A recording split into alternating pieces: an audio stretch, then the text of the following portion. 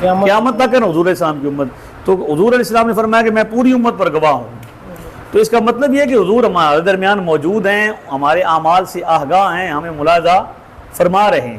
تو یہ فرمایا کہ میں تو گواہ ہوں. اور انی واللہ لانظر الی حوض الان, اس وقت میں یہاں پہ بیٹھا ہوں احد کے میدان میں موجود ہوں, لیکن میں حوض کوثر کو دیکھ رہا ہوں. یہ نگاہ مصطفیٰ ہے. سبحان اللہ. یہاں بیٹھے ہوئے ہیں احد میں. یہ دیکھیں نا, یہ کہتے ہیں وہ کیسے دیکھ سکتے ہیں, جو دوربین ہے کوئی. جی چھوٹے مرزا صاحب طنز کرتے ہیں نا, اگر یہاں سے نہ یہ نہ بتایا جائے چھوٹے مرزا صاحب کو کہ یہ حدیث بخاری میں ہے, صرف اتنا کہا جائے کہ کوئی بندہ یہ کہے کہ میں اتنے بیٹھے ہیں جی, کوئی بابا یہ آنکھ ہے, یعنی نبی پاک کا نام نہ لیا جائے, اور وہاں پہ کیا لکھا جائے, بابا جی کہنے کہ بیٹھے میں اتنے ہاں, تو ویکھنا کتنے ہاں حوض کوثر. وہ تو کچھ کہانی ہے جی, یہ تو جھوٹ ہے جی, ہے میں جی بابے تو شے ہی کوئی نہیں. تو اب ہم جب کہیں گے کہ یہ تو جناب حدیث بخاری شریف کے اندر ہے, حضور فرما رہے کہ میں یہاں احد میں ہوں, اور دیکھ کہاں پہ رہا ہوں, حوض کوثر کو.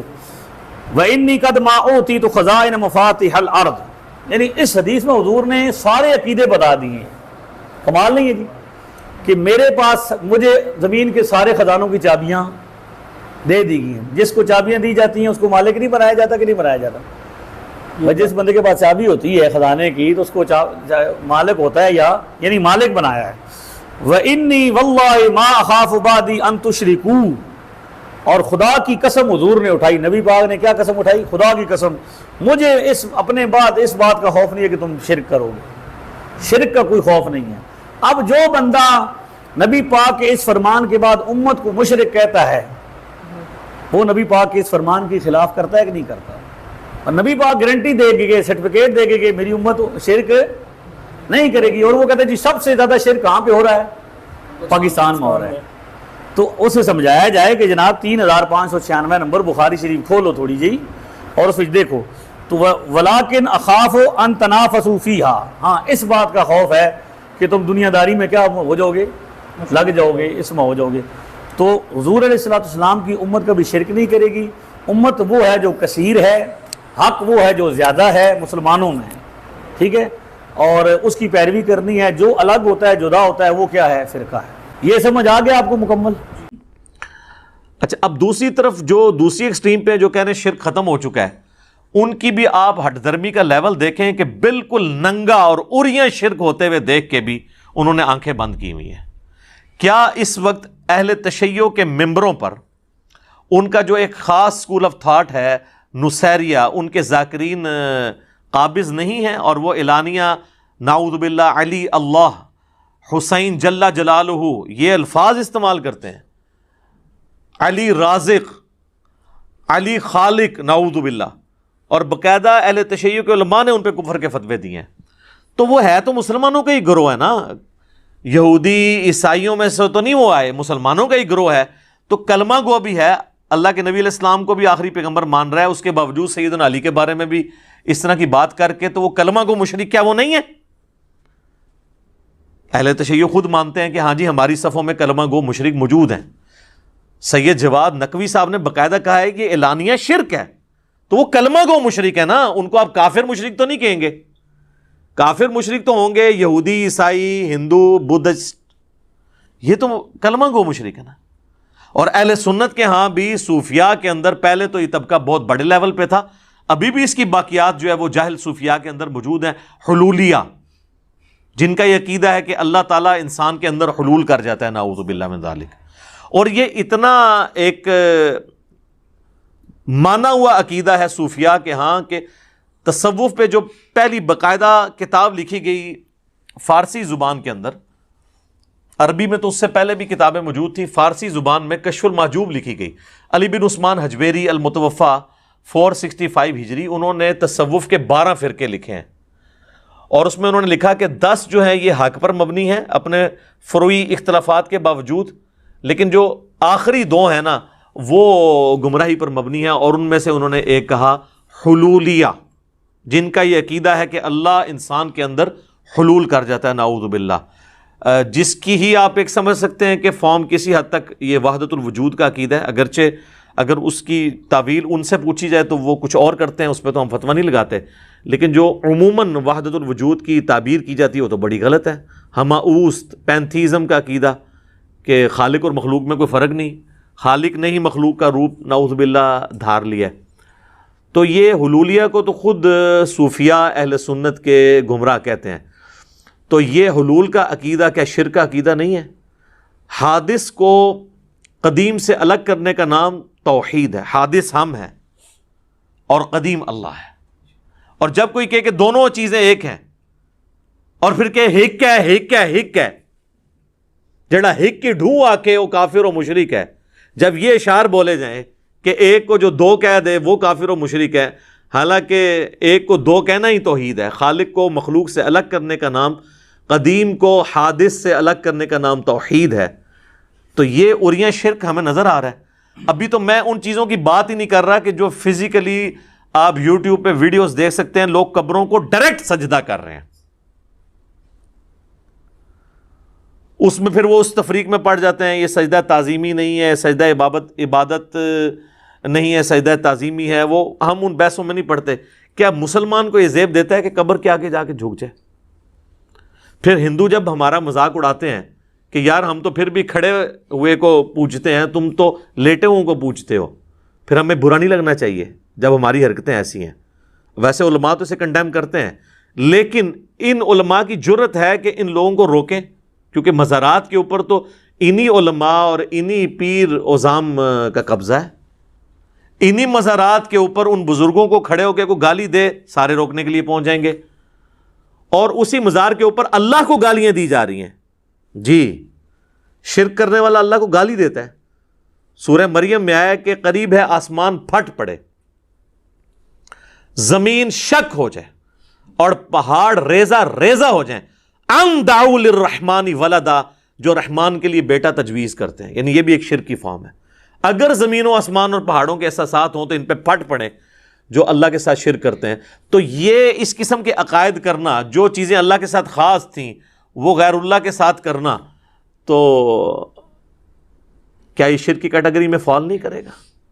چاہے آپ اسے کہہ لیں کہ یہ اعتقادی شرک نہیں ہے، عملی شرک تو ہے نا. ہم نہیں کہتے عقیدے میں وہ مشرک ہیں کہ وہ اسے رب مان کے کر رہے ہیں، لیکن عملاً تو یہ شرک ہے نا. ایک تعظیمی والا بھی ایشو تھا، وہ بھی کل ہو گیا. سنن ابی داؤد میں حدیث ہے، سنن ابن ماجہ کے اندر حدیث ہے، اور یہ حدیث جو ہے وہ مشکات کے اندر بھی موجود ہے کہ ایک صحابی نے آ کر نبی صلی اللہ علیہ وآلہ وسلم کو سجدہ کیا. آپ نے فرمایا سر اٹھائیے، کیا کر رہا ہے؟ اس نے کہا کہ میں ہیرا نامی شہر جو ہے کوفے کے پاس، وہاں گیا اور میں نے دیکھا کہ لوگ اپنے سردار کو سجدہ کرتے ہیں، تو آپ تو اللہ کے رسول ہیں، تو میں آپ کو کیوں نہ سجدہ کروں؟ تو آپ صلی اللہ علیہ وآلہ وسلم نے فرمایا کہ مجھے بتاؤ جب میں فوت ہو جاؤں گا اور تم میری قبر سے گزرو گے، کیا میری قبر پہ بھی سجدہ کرو گے؟ اس نے کہا نہیں یا رسول اللہ. یعنی اتنا ان کو بھی پتا تھا، جو ڈائریکٹ سجدہ کرنے والے ہیں ان کو بھی پتا ہے کہ قبر والا سجدہ ذرا مسئلہ خراب ہو جائے گا. تو پھر آپ نے فرمایا کہ اگر میں سجدہ جائز سمجھتا تو بیویوں سے کہتا کہ اپنے خاوندوں کو سجدہ کریں اس حق کے سبب جو اللہ تعالیٰ نے ان کو دیا ہے.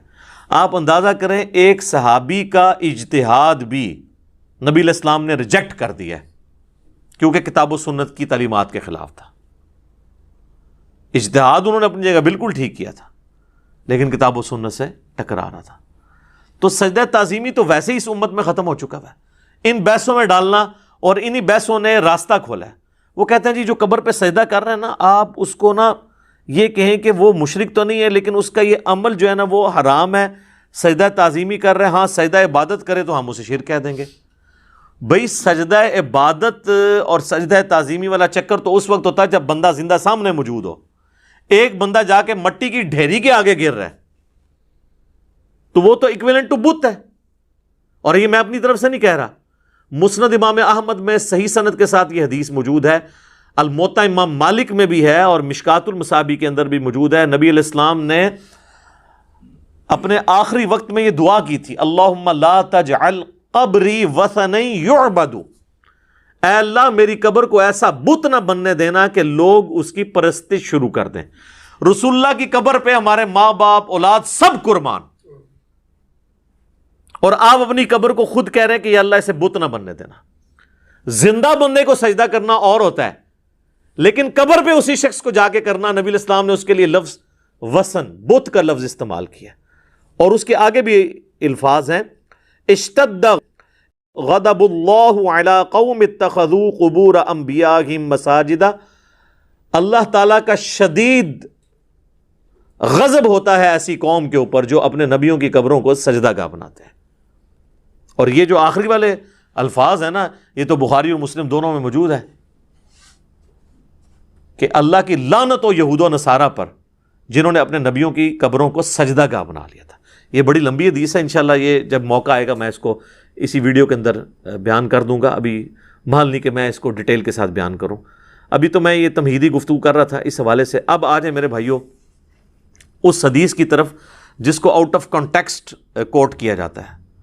وہ کہتے ہیں جی بخاری میں حدیث ہے. بالکل ہے، وہ حدیث پوری پڑھ کے سنائیں اور اس کی ایکسپلینیشن کریں. صحیح بخاری اور صحیح مسلم دونوں کے اندر حدیث موجود ہے. سیدنا عقبہ ابن عامر رضی اللہ تعالیٰ عنہ کہتے ہیں کہ نبی صلی اللہ علیہ وآلہ وسلم نے اپنی وفات سے 1 مہینہ پہلے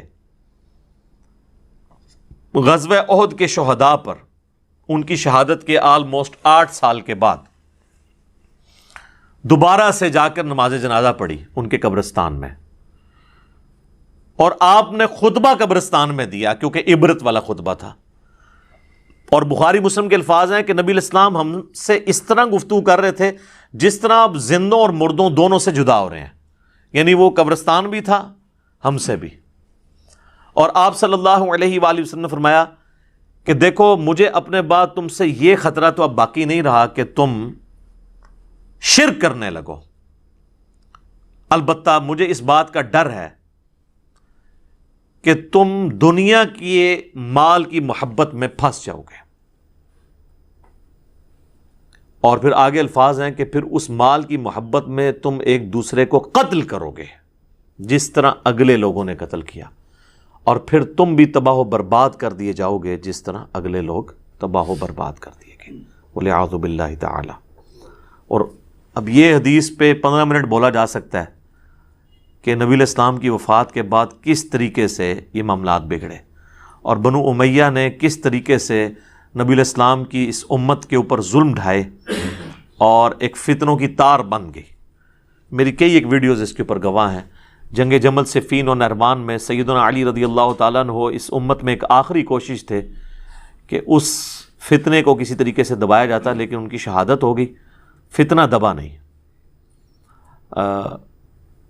سنن نسائی الکبریٰ کے اندر یہ حدیث ہے، المستدرک للحاکم کے اندر موجود ہے کہ نبی علیہ السلام نے سیدنا علی سے فرمایا تھا کہ تیری مثال میری امت میں صالح علیہ السلام کی قوم سمود کی اونٹنی کی سی ہے. انسانی تاریخ میں 2 بدبخت گزرے ہیں. اگلے زمانوں میں سب سے بڑا بدبخت وہ تھا جس نے اس اونٹنی کو قتل کیا جس کی وجہ سے اللہ کا عذاب آ گیا. اور میری امت کا سب سے بڑا بدبخت وہ ہوگا جو تیری داڑھی کو تیرے سر کے خون سے رنگ دے گا. تو جس طرح قوم سمود پہ عذاب آیا نا اس اونٹنی کو قتل کرنے کی وجہ سے جو اللہ کی اونٹنی تھی، یہاں پر بھی اللہ کے اس ولی کو قتل کرنے کے پاداش میں جس نے امت کو دوبارہ سے ابو بکر و عمر رضی اللہ تعالی عنہما علیہ السلام کی خلافت کی ڈگر پہ چلانے کی کوشش کی، اس امت پہ بھی ایسا عذاب مسلط ہوا کہ آج تک ہمیں دوبارہ اس طریقے سے اسلامی حکومت صحیح معنوں میں نصیب نہیں ہو سکی، سوائے بیچ میں 1-2-2.5 سال عمر بن عبدالعزیز کے ہیں. ادروائز آپ مسلمان حکومتیں کہہ سکتے ہیں بنو امیہ، بنو عباس کی یا سلطنت عثمانیہ کی یا ایوبیوں کی، لیکن آپ یہ نہیں کہہ سکتے کہ وہ اسلامی حکومتیں تھیں. تو نبی علیہ السلام کے بعد یہ سب کچھ ہوا. یہ میں نے اس لیے بیچ میں ذکر کیا ہے کہ ڈاکٹر طاہر القادری صاحب نے یہ حدیث بیان کی نا، اور پھر انہوں نے اپنی پبلک کو ایکسپلائٹ کیا. انہوں نے کہا میں آپ کو پہلے ہی بتا دیتا ہوں، جب آپ مخالفین کے سامنے یہ حدیث رکھیں گے نا تو وہ کہیں گے یہ تو صحابہ کے بارے میں ہے کہ مجھے تم سے شرک کا خوف نہیں ہے، بلکہ یہ خطرہ ہے کہ دنیا کی مال کی محبت میں پڑ جاؤ گے اور ایک دوسرے کو قتل کرو گے. وہ کہتے ہیں جب یہ کریں نا تو ان کو آگے سے آپ نے، یعنی میری زبان میں ان کو پھکی دینی ہے. آپ نے جو یہ اس کی تشریح کریں گے ان کو کہنا اچھا پھر جرت کرو یہ کہو کہ یہ صحابہ پہ حدیث فٹ ہوتی ہے نا، تو صحابہ جو تھے وہ شرک میں مبتلا نہیں ہوئے تھے لیکن دنیا کے مال میں پھنس گئے تھے. اور یہ کون کہ 295 سی لوانی کسی نے اپنے ہوتے. حالانکہ معذرت کے ساتھ ڈاکٹر طاہر القادری صاحب حافظہ اللہ تعالی من الجنت والناس، ان سے زیادہ کس کو پتا ہے کہ بنو امیہ کس طریقے سے دنیا کی محبت میں مبتلا ہوئی؟ ان کو بتانے کی ضرورت ہے؟ لیکن ایک ٹکٹ میں دو دو مزے کرتے ہیں یہ لوگ. ان کو نہیں پتا کیا ہوا ہے، جنگ جمل صفین نہروان کیوں ہوئی ہے، اس کے پیچھے کیا موٹیوز تھے، سب کو پتا ہے. آج میرا ٹاپک نہیں، آپ یوٹیوب پہ میری کئی ویڈیوز ہیں، آپ دیکھ لیں، میرا کربلا والا ریسرچ پیپر پڑھ لیں. صحیح الاسناد احادیث کی روشنی میں اکثر بخاری اور مسلم سے میں نے ان ایشوز کو ریزالو کیا.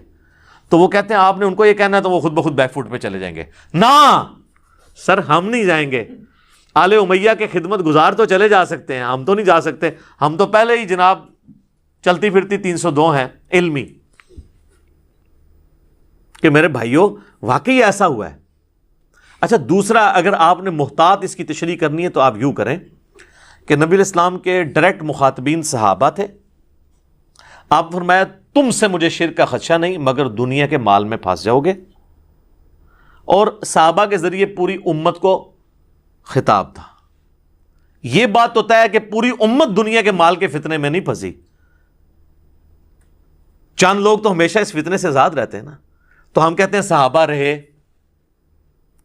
ایکسکلوڈنگ بنو امیہ میرے نزدیک، اور آپ چلیں ان کو بیچ میں ڈال لیں تاکہ آپ کو بات سمجھ آ جائے کسی طریقے سے.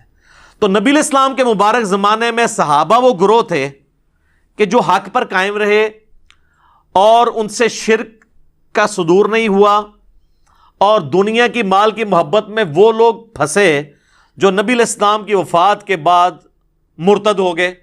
بخاری مسلم میں آتا ہے کہ کئی قبائل جو مرتد ہوئے ہیں نبی علیہ السلام کی وفات کے بعد، جو فتح مکہ پر مسلمان ہو چکے ہوئے تھے. منکرین زکوٰۃ کون تھے؟ زکوٰۃ کافروں سے تو نہیں لی جاتی، مرتد ہوئے. اور یہی ہیں جن کے بارے میں بخاری اور مسلم پہ آتا ہے کہ میرے حوض کوثر پہ کچھ اصحاب لائے جائیں گے اور میں کہوں گا اصحابی اصحابی، اور ایک حدیث میں اصیحابی اصیحابی، یہ تو میرے صحابہ ہیں.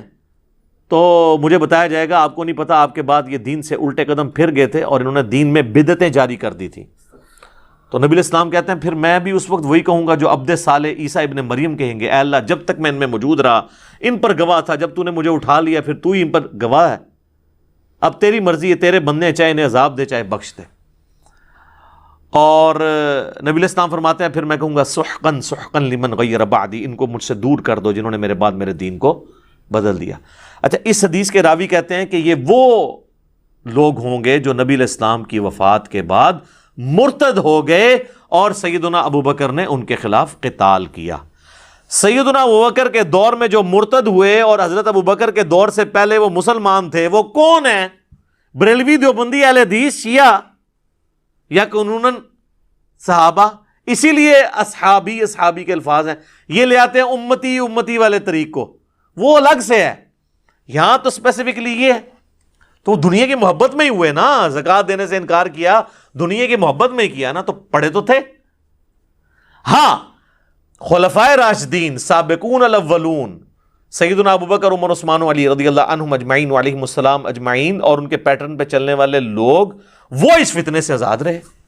اور پھر جیسے یہ آگے معاملہ چلتا گیا، ہمیشہ ایک گروہ اس فتنے سے آزاد رہا دنیا کی محبت کے. اور باقی لوگ تو پھر شکار ہوئے ہیں. یہ حدیث کوئی آج کی تو نہیں ہے، نہ یہ حدیث کوئی دیوبندی، بریلوی، اہل حدیث، شیعہ اختلاف کے بعد سامنے آئی ہے. یہ حدیث تو پہلے سے موجود تھی بخاری مسلم میں. اور اللہ کے فضل سے آج سے آلموسٹ 600 سال پہلے بخاری کی شروحات لکھی گئی ہیں جن کے پائے کی دوبارہ کوئی شرح سامنے نہیں آئی، اور آلموسٹ آپ سمجھ لیں فریز ہو چکا ہے یہ معاملہ. پہلی شرح ابن حجر اسقلانی کی فتح الباری ہے، المتوفا 852 ہجری، ایک شافعی عالم ہے. یہ شافعی وہ مقلد والے نہیں، اسکول آف تھاٹ والے. اور دوسری شرح ہے علامہ بدر الدین عینی کی، المتوفا 855 ہجری، عمدۃ القاری. جناب آپ فتح الباری اٹھائیں، عمدۃ القاری اٹھائیں، دونوں نے اس حدیث کی شرح میں کہ مجھے تم سے یہ خطرہ نہیں کہ تم میرے بعد شرک میں مبتلا ہو جاؤ گے مگر خطرہ ہے کہ دنیا کے مال میں پھنس جاؤ گے، لکھا ہے. انہوں نے کہا کہ اس میں کوئی شک نہیں ہے کہ اوور آل امت شرک سے بچ کے رہی ہے، لیکن اس کے باوجود کئی گروہ ایسے ہیں جو کلمہ گو ہو کر بھی، مسلمان ہو کر بھی شرک میں مبتلا ہوئے ہیں۔ لہذا اس حدیث میں جو بشارت ہے وہ اس اعتبار سے ہے کہ پوری امت مشرک نہیں ہوگی، مجھے تم سے شرک کا خدشہ نہیں، یعنی مراد یہ کہ تم سارے مشرک نہیں ہو جاؤ گے میرے بعد، پوری امت نہیں مشرک ہوگی، ہاں چند لوگ ہو جائیں گے۔ اور یہ کون لکھ رہا ہے؟ ابن حجر اسقلانی اور بدر الدین عینی، انہوں نے تو خیر لکھا، میں اس کو بخاری مسلم سے پروف کروں گا اس بات کو کہ انہوں نے بالکل ٹھیک لکھا کہ پوری امت نہیں ہوگی۔ المستدرک للحاکم میں صحیح سند کے ساتھ حدیث ہے 399 نمبر کہ نبی علیہ السلام نے فرمایا کہ میری امت کبھی بھی گمراہی پر جمع نہیں ہوگی، جماعت پر اللہ کا ہاتھ ہے، یعنی پوری امت گمراہ نہیں ہوگی۔ بنی اسرائیل تو سارے ہی گمراہ ہو گئے تھے نا، لیکن میری پوری امت گمراہ نہیں ہوگی۔ جو سنن نبی داؤد میں بھی حدیث ہے کہ میری امت کے 72 فرقے دوزخ میں جائیں گے، ایک جو ہے نا وہ حق پہ قائم رہے گا، الجماعہ، امت کی مین سٹریم۔ 72 کلمہ گوئی ہیں جو دوزخ میں جا رہے ہوں گے۔ پھر بخاری اور مسلم دونوں میں حدیث ہے کہ میری امت کا ایک گروہ قیامت تک حق پر قائم رہے گا، کوئی نقصان پہنچانے والا ان کو نقصان نہیں پہنچا سکے گا، وہ غالب رہیں گے یہاں تک کہ قیامت قائم ہو جائے۔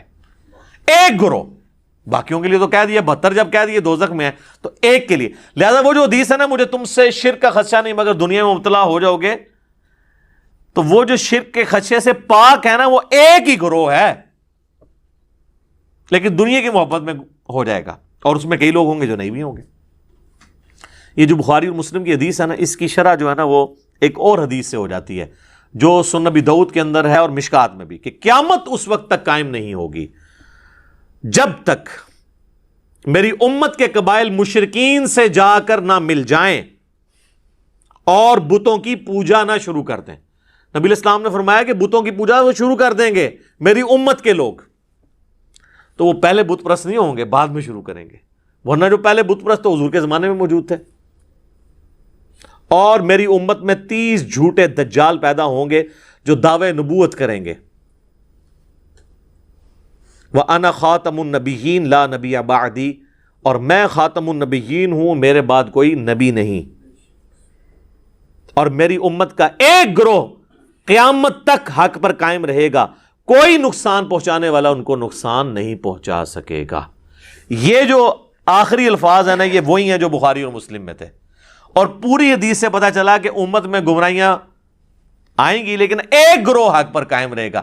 تو وہ ایک گروہ کے لیے بشارت ہے کہ وہ شرک میں نہیں مبتلا ہوگا، باقی سب کے سب کسی نہ کسی فارم میں چلے جائیں گے۔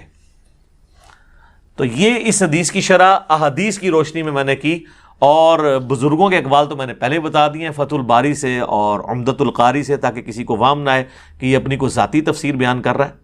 اس کے علاوہ کئی ایک احادیث ہیں جو ہماری اس ڈاکٹرن کو سپورٹ کریں گی۔ اس میں ایک ٹاپ آف دا لسٹ وہ حدیث ہے جو بخاری اور مسلم دونوں میں موجود ہے۔ نبی صلی اللہ علیہ وآلہ وسلم نے فرمایا کہ تم بھی اگلے لوگوں کی پیروی شروع کر دو گے، قدم با قدم، بالشت بھر بالشت، حتیٰ کہ اگلے لوگوں میں سے اگر کوئی لوگ گوہ کے سوراخ میں داخل ہوئے تو تم بھی وہی کام کرو گے۔ صحابہ کرام علیہم رضوان نے پوچھا یہ اگلے لوگوں سے مراد کیا یہود و نصارہ ہیں؟ تو آپ صلی اللہ علیہ وآلہ وسلم نے فرمایا کہ اگر وہ لوگ مراد نہیں ہیں تو پھر کون سے لوگ مراد ہیں؟ یعنی یہود و نصارہ والی خرابیاں تمہارے اندر آئیں گی۔ اچھا، وہ بریلویوں کے ایک اسکالر ہیں ڈاکٹر اشرف آصف جلالی صاحب، وہ توحید کانفرنس کرتے ہیں، اور وہ توحید کانفرنس کے اندر توحید نہیں بیان ہوتی، شرک کی ہر فارم کو وہ توحید بنا کر پیش کرتے ہیں، اور توحید پر حملہ کرنے والی ہر چیز کو جسٹیفائی کرتے ہیں۔ نام انہوں نے وہ توحید، جیسے ہماری بھی مسجدوں میں لکھا ہوا ہے علیکم بسنتی و سنت الخلفاء الراشدین المہدیین، ٹھیک ہے، حق چار یار نعرہ، لیکن تعلیمات جو ہے وہ حق چار یار کے بعد آنے والے لوگوں کی بیان کر رہے ہوتے ہیں، بالکل الٹ چل رہے ہوتے ہیں۔ نعرہ حق چار یار کا ہے اور فضائل بعد والوں کے بیان ہو رہے ہوتے ہیں، کیونکہ یہ دونوں تو بیک وقت نہیں ہو سکتے۔ اگر ایک بندہ کہے کہ میں مولا علی کی فضیلت بھی بیان کروں اور مولا علی کو گالیاں دینے والے اس کے خلاف جنگیں کرنے والے کی بھی فضیلت بیک وقت بیان کروں تو یہ کھلا تضاد ہے، یہ تو پاسبل نہیں ہے۔ ہاں، احترام صحابیت اپنی جگہ، وہ اپنی جگہ موجود ہے، لیکن فضائل بڑھا چا کر تو نہیں آپ بیان کر سکتے۔ تو وہ کہنے لگے یہ حدیث جو ہے نا بخاری اور مسلم کی کہ شرک کا خدشہ نہیں ہے، اسی کی تفسیر میں وہ توحید کانفرنس کرتے ہوئے کہتے ہیں کہ یہ جو حدیث یہ لوگ بیان کرتے ہیں نا کہ جی تم بھی اگلے لوگوں کی پیروی کرو گے، تو اس سے مراد ہے کہ اس امت میں یہود و نصارہ کے فیشن آنا شروع ہو جائیں گے، اور کہتے ہیں دیکھیں نا جی وہ یہود و نصارہ والا لباس مسلمان بھی پہن رہے ہیں، اور ان کی ساری کے سارا دین لباس میں گھسا ہوا ہے۔ یہود و نصارہ کی گاڑیاں جو انہوں نے استعمال کرتے ہیں، یہود و نصارہ کے فری میں گفٹ ملے ہوئے ان کو، وہ جو 76 موبائل جن کو میں کہتا ہوں یہ اسمارٹ فون، وہ اس میں ان کو کوئی یہود و نصارہ کی پیروی نظر نہیں آتی، آ کے پینٹ شرٹ اور ٹائی کے اوپر آ کے کھڑے ہو جاتے ہیں۔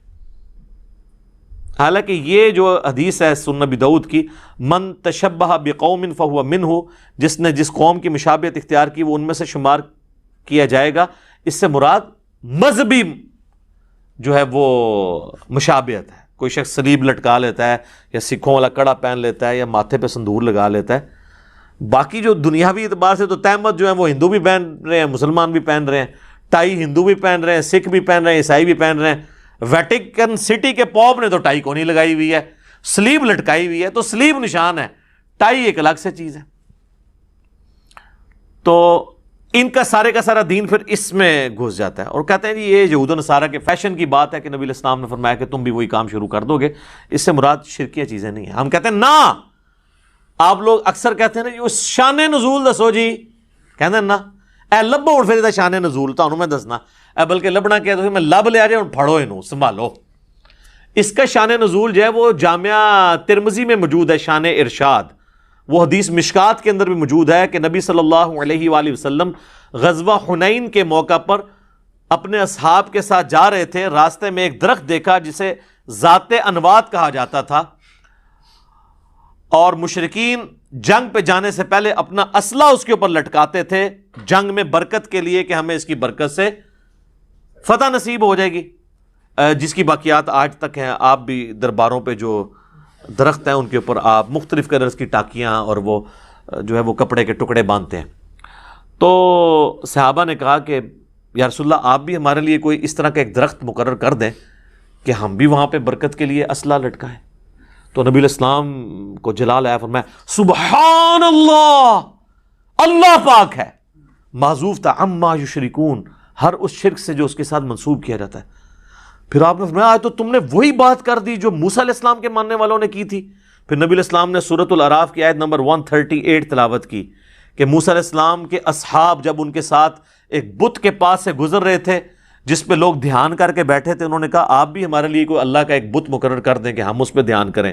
تو نبی علیہ السلام فرمایا جو تم نے مجھ سے برکت کے لیے درخت کی ڈیمانڈ کی ہے نا، یہ جسٹ لائک اسی طریقے سے ہے جیسے موسیٰ کے اصحاب نے اللہ کا بت مانگا تھا۔ اب کسی نے نہیں کہا یا رسول اللہ ہم کو یہ تو نہیں کہہ رہے ہم نے درخت کے آگے جھکنا ہے، ہم نے تو برکت لینی ہے۔ یہ کہتا ہے جی جب تک وہ 7 اذان نہ لگ جائیں شرک نہیں ہوگا۔ وہ تو تھوڑے نماز بھی نہیں لگتے پوری طریقے نال، تو تھوڑی تو نماز بھی نہیں ہوتی۔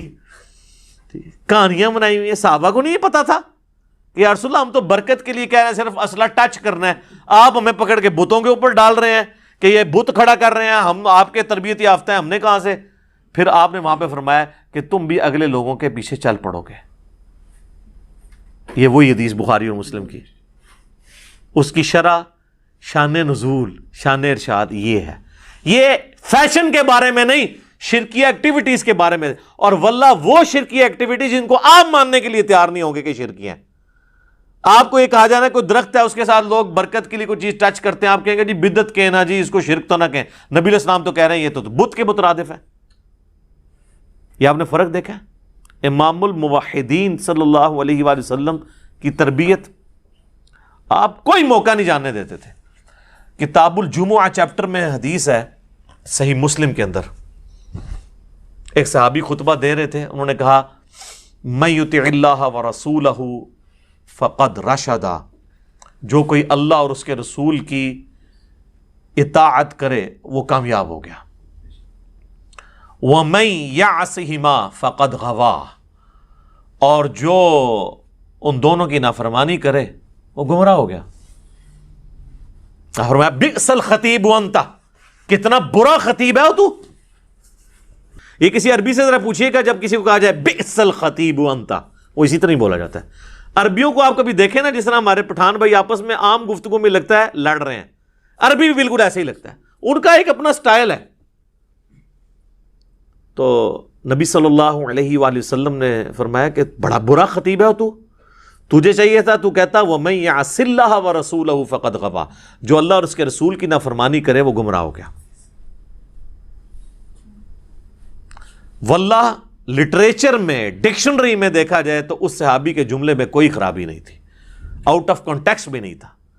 جب اس نے کلیئر کر دیا جو اللہ اور اس کے رسول کی اطاعت کرے وہ کامیاب ہوا، جو ان دونوں کی نافرمانی کرے وہ ناکام ہو گیا، اس نے پہلے ہی اللہ رسول کو الگ کر دیا ہے۔ لیکن نبی علیہ السلام فرمایا کہ اس جملے کا جو دوسرا حصہ ہے اس میں بھی الگ کرو۔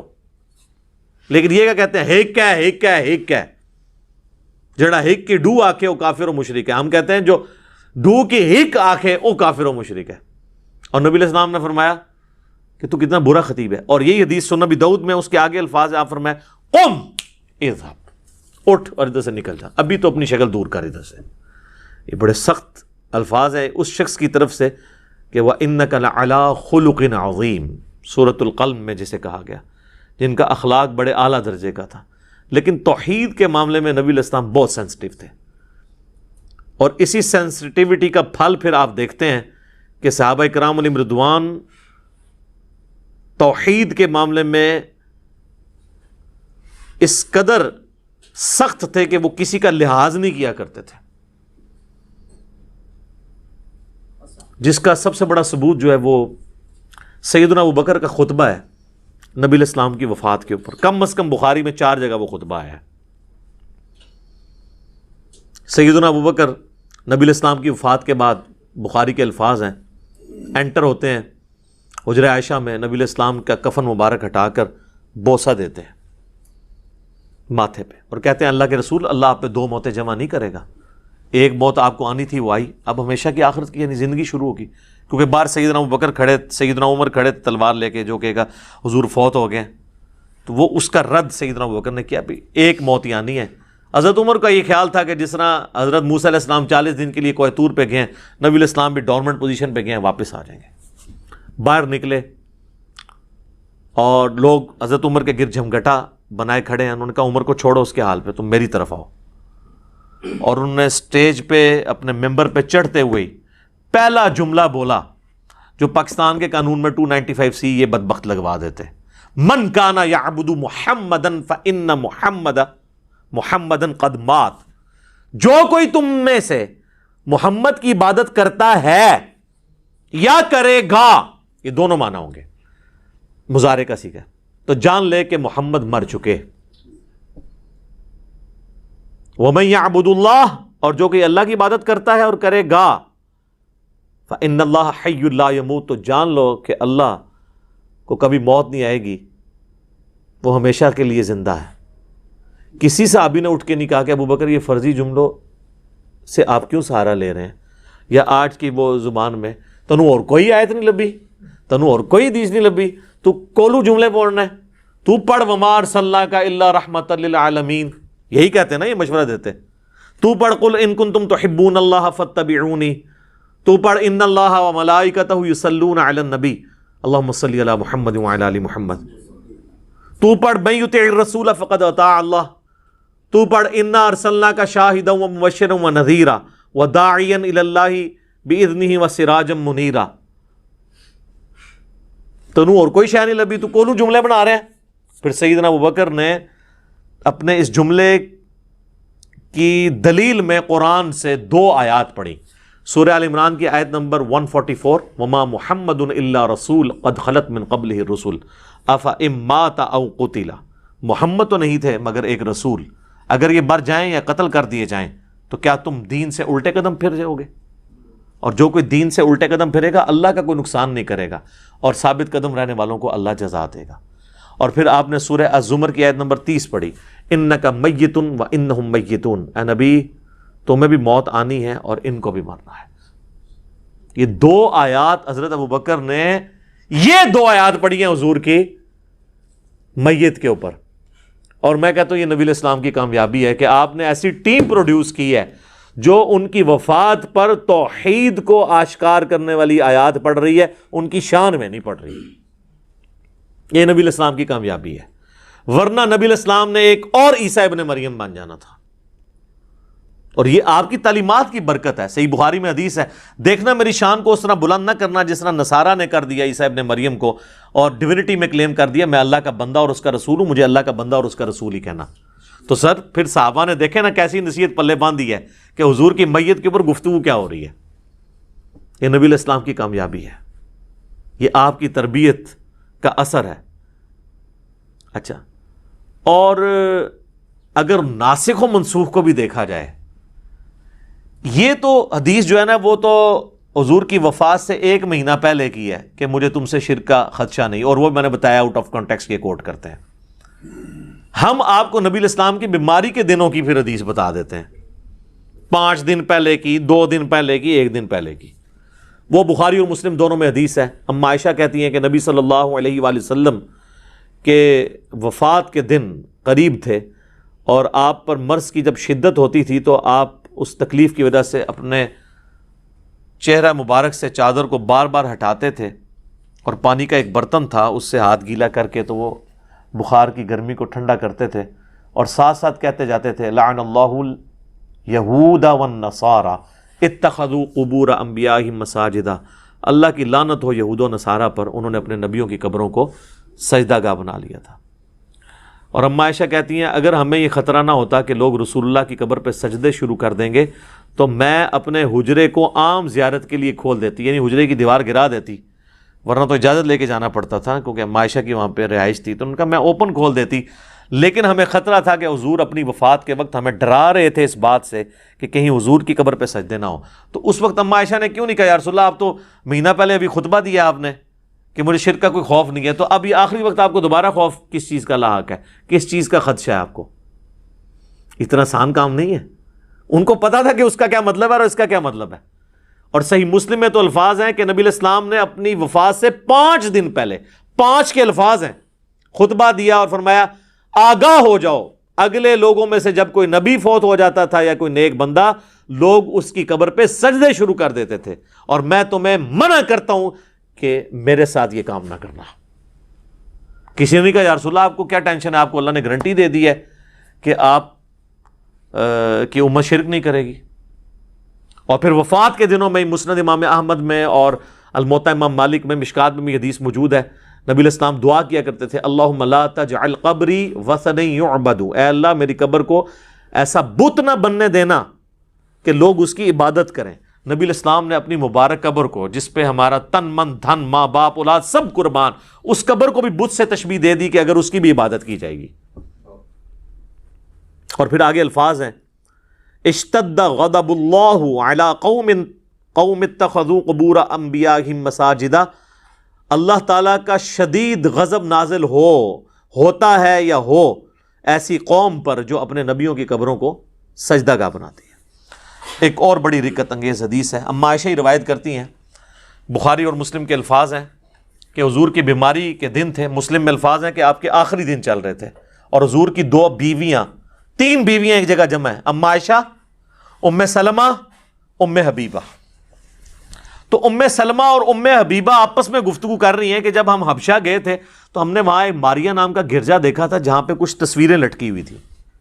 ہائے ہائے ہائے, حضور بیماری کے عالم میں آپ نے جب یہ گفتگو سنی ہے تو آپ فوراً متوجہ ہوئے. آپ فرمایا ان کی یہی تو خرابی تھی, جب ان کا کوئی نیک بندہ یا نبی فوت ہو جاتا تھا وہ اس کی قبر کے اوپر تصویریں لٹکا دیتے تھے اور پھر وہاں پہ سجدے شروع کر دیتے تھے. وہ لوگ قیامت والے دن بدترین مخلوق بنا کے اٹھائے جائیں گے جو اپنی نبیوں کی قبروں پر سجدے کرتے تھے اور وہاں پہ ان کی تصویریں لٹکاتے تھے. سر اس امت کو تو چھوڑ دیں, انہوں نے نبیوں کی تصویریں کیا لٹکانی ہیں, انہوں نے تو آپ جائیں مارکیٹ میں جا کے بزرگوں کی تصویریں خرید لیں اور باقاعدہ نام لکھیں یہ فلانا بزرگ ہے فلانا بزرگ ہے. چلو اس میں کچھ زندہ بھی ہیں, ان کو تو ہم کہہ سکتے ہیں یہ وہی ہیں. 800 سال پرانے بزرگوں کی تصویریں, وہ کہتے ہیں جی وہ خواب میں زیارت ہوئی ہے, تو اس سے انہوں نے پھر وہ نقشہ اس کا بنوا لیا. تو یار کتنے تابعین, تبا تابعین اور بعد کے لوگ ہیں جن کو رسول اللہ کی خواب میں زیارت ہوئی ہے, انہوں نے تو کوئی اپنی یاداشت سے حضور کی تصویر نہیں بنوائی. یہ آپ کس طرف امت کو لے کے جا رہے ہیں؟ وَلِعَاذُ بِاللَّهِ تَعَالَى. تو نبی صلی اللہ علیہ وآلہ وسلم نے اپنی امت کو اتنی واضح تعلیمات دیں کہ جس میں کوئی خدشہ نہیں ہے کہ کوئی شخص اس چکر میں پڑ جائے کہ وہ ان چیزوں کو ہلکا جانے، اور یقین جانے جو لوگ ہلکا جانتے ہیں پھر وہ اس کے اندر مبتلا بھی ہو جاتے ہیں، اور جو لوگ اس کے سینسٹیوٹی کو سمجھتے ہیں وہ پھر اس فتنے سے بچ بھی جاتے ہیں۔ میں اپنی گفتگو کو کنکلوڈ کرتا ہوں اسی کانٹیکسٹ میں سورۃ الانعام کی آیت نمبر 82 اور اس کے کانٹیکسٹ میں بخاری و مسلم کی ایک حدیث ہے۔ سورۃ الانعام کی آیت نمبر 82 ہے، الذین آمنوا ولم یلبسوا ایمانہم بظلم اولئک لہم الامن وہم مہتدون۔ جو لوگ ایمان لے کر آئے اور ایمان لانے کے بعد اپنے ایمان میں شرک کی آمیزش نہیں ہونے دی، ایمان لانے کے بعد ایمان میں شرک نہیں آنے دیا، مرتد کے الفاظ نہیں ہیں، یعنی ایمان کے ساتھ شرک نہیں ہونے دیا، یعنی کلمہ گو مشرک نہیں بنے، وہ امن میں ہوں گے اور وہی لوگ ہدایت یافتہ ہیں۔ بخاری مسلم کے الفاظ ہیں اس حدیث کے کانٹیکسٹ میں۔ عبداللہ ابن مسعود کہتے ہیں جب یہ آیت نازل ہوئی ہم تو سب پریشان ہو گئے، کیونکہ ہم تو ظلم کا معنی لیتے ہیں گناہ، تو کون سا ایسا شخص ہے جو یہ دعویٰ کرے کہ مجھ سے کوئی بھی گناہ نہیں ہوتا، اور اللہ تو فرما رہا ہے کہ جو ایمان لانے کے بعد گناہ نہیں کرے گا وہی امن میں ہوگا، تو یا رسول اللہ ہمارا کیا بنے گا؟ آپ فرمایا اس سے مراد وہ گناہ نہیں ہے۔ آپ نے سورہ لقمان کی آیت نمبر 13 تلاوت کی، ان الشرک لظلم عظیم، بے شک شرک سب سے بڑا ظلم ہے۔ اب کسی صحابی نے کہا یا رسول اللہ وہ شرک تو ختم ہو چکا ہے، یہاں آپ شرک کیوں مراد لے رہے ہیں؟ کبھی ایسے ہو سکتا ہے کہ ہم ایمان لانے کے بعد بھی شرک کریں؟ کلمہ کو مشرک تو کوئی ٹرم ہی نہیں ہے، بس ایمان لے آئے تو آپ مسلمان ہو گئے، جو مرضی کرتے رہیے۔ اور حضور فرما رہے ہیں کہ شرک اس سے مراد ہے کہ ایمان کے اندر شرک نہ ملاوٹ کرے۔ تو پھر اس لیے چونکہ صحابہ کو سمجھ تھی اللہ نے ان کو بچا لیا، بعد والوں نے سمجھنے سے انکار کیا تو وہ آپ دیکھ لیں کتنے دھڑلے کے ساتھ غصے میں، اور وہ کہتے ہیں نہیں جی جناب وہ تو یہ کیسے ہو سکتا ہے، ایک مسلمان بھی اور بیک وقت مشرک بھی کیسے ہو سکتا ہے، دونوں چیزیں بیک وقت کیسے ہو سکتی ہیں؟ سر پھر اگر اس پہ جائیں تو پھر تو آپ پھنس جائیں گے۔ بخاری کی حدیث ہے کہ میرے ساری امت جنت میں جائے گی سوائے اس کے ایک جس نے انکار کیا۔ صحابہ نے کہا کہ کس نے انکار کیا یا رسول اللہ؟ فرمایا جو میری اطاعت کرے گا وہ جنت میں جائے گا، اور جس نے میری نافرمانی کی اس نے جنت میں جانے سے انکار کر دیا۔ تو یہ جو آپ لوگوں کو کہانیاں کراتے ہیں یہ پوری امت جنت میں جائے گی، تو حضور تو فرما رہے ہیں کہ جس نے میرا حکم ماننے سے انکار کر دیا، جس نے میری نافرمانی کی، جو امت کی اکثریت آلریڈی کر رہی ہے، یہ تو ساری جائے گی دوزخ میں۔ اونٹ سامو پھر یہ تو بالکل واضح ہے نا، اب اس کی کوئی تعویل ممکن ہی نہیں ہے۔ تو میرے بھائی یہ جو کلمہ گو مشرک والا معاملہ ہے ادھر بھی آپ کہنا کہ یہ کیسے ہو گیا کہ جی ایک بندہ جو ہے وہ کلمہ بھی پڑھ لیا اس نے اور حضور کی نافرمانی بھی کرے گا، تو نہیں کر رہے؟ کلمہ پڑھ کے بھی اللہ اور اس کے رسول کی نافرمانیاں ہو رہی ہیں نا، تو کلمہ پڑھ کے شرک نہیں ہو رہا؟ ہو رہا ہے۔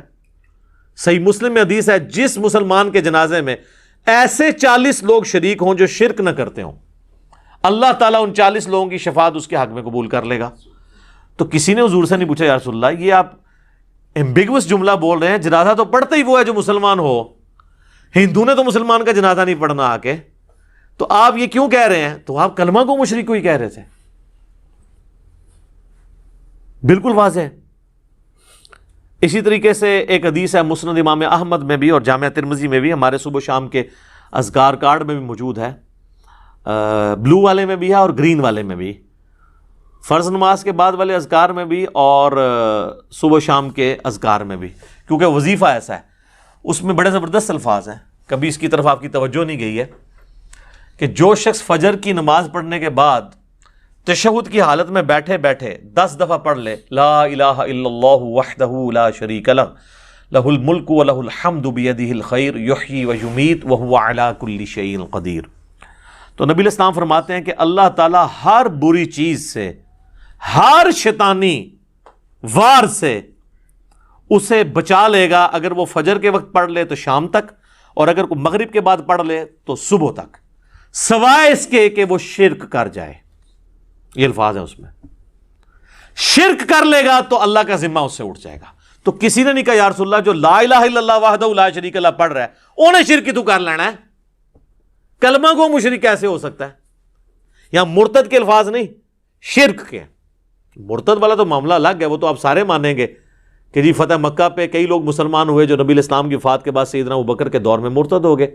بخاری مسلم میں حدیث موجود ہے، اور بخاری مسلم میں انہی کے بارے میں حدیث موجود ہے، اصحابی اصحابی، میرے حوض کوثر پہ لوگ لائے جائیں گے، میں پہچانتا ہوں گا اور میں انہیں کہوں گا مجھ سے دور ہو جاؤ، تم نے میرے بعد میرے دین کو بدل دیا. اور اس حدیث میں تو باقاعدہ ابن ابی ملیکہ کے کمنٹس ہیں کہ اللہ ہم تجھ سے دعا کرتے ہیں کہ تیرے نبی کی وفات کے بعد ان کے دین سے الٹے قدم نہ پھریں، آمین ثم آمین.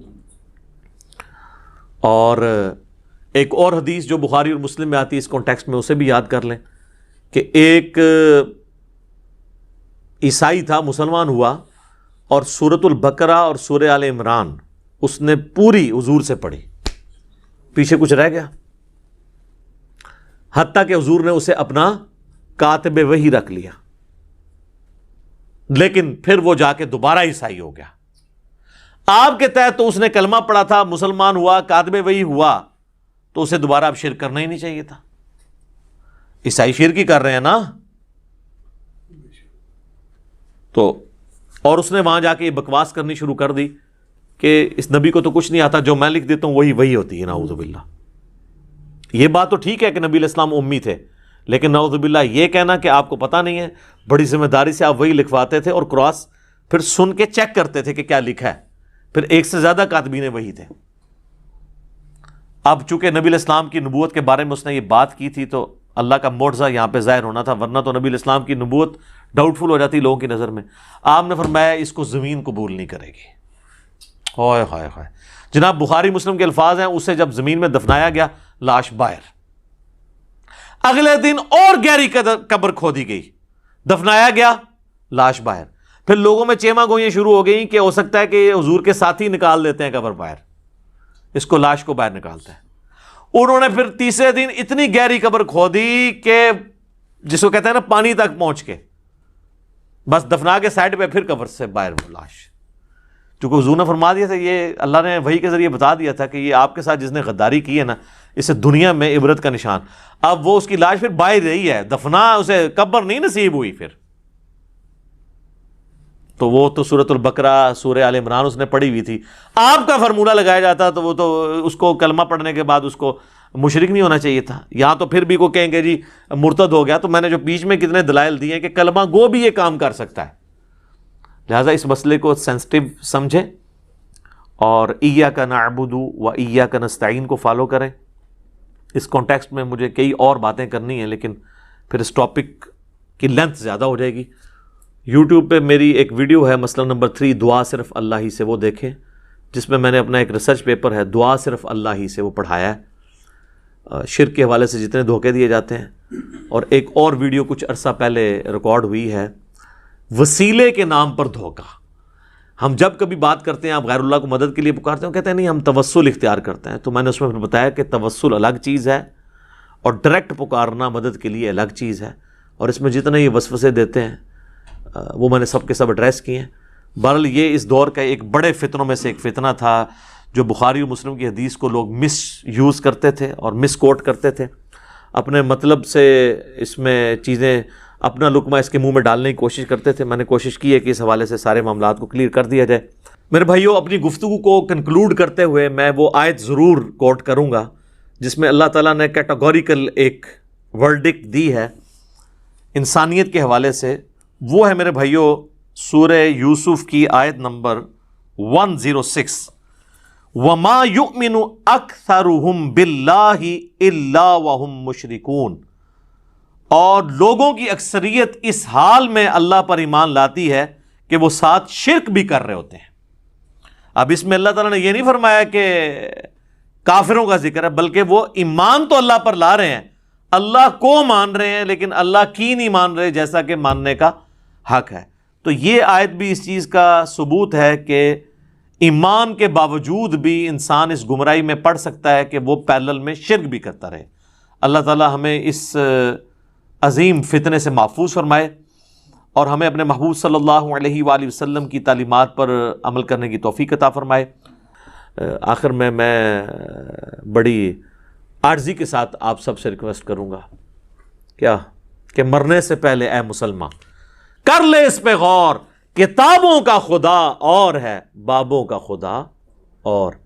کہنے کو تو دین سب کا اسلام ہے، لیکن صوفی بھی کہہ رہے ہیں ہم مسلمان ہیں، سلفی بھی کہہ رہے ہیں، دیوبندی بریلوی اہل حدیث شیعہ سب کہہ رہے ہیں کہنے کو تو دین سب کا اسلام ہے، لیکن کتابوں کا جہاں اور ہے، بابوں کا جہاں اور انشاءاللہ جب آپ یہ 2 سٹیجز طے کر لیں گے نا، یہ کہتے ہیں نا جی وہ فنا فی شیخ، فنا فی رسول، پھر فنا فی اللہ، تسی بھی اے جدوں پہلے شعر فنا ہو گے، پھر دوسرے پھر تسی آخری منزل تک پہنچو گے، کیا کہ نہ میں وہابی، نہ میں بابی، میں ہوں مسلم علمی کتابی، نہ میں سو کالڈ وہابی ہوں اور نہ میں سو کالڈ بابوں کا دفاع کرنے والا بابی ہوں، بلکہ میں علمی کتابی مسلم ہوں۔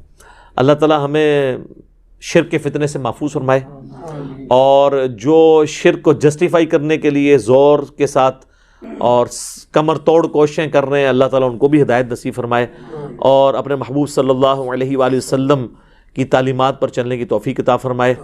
سبحانک اللہم و بحمدک، اشہد ان لا الہ الا انت، استغفرک و اتوب الیک، وما علینا الا البلاغ المبین۔ جزاکم اللہ خیرا۔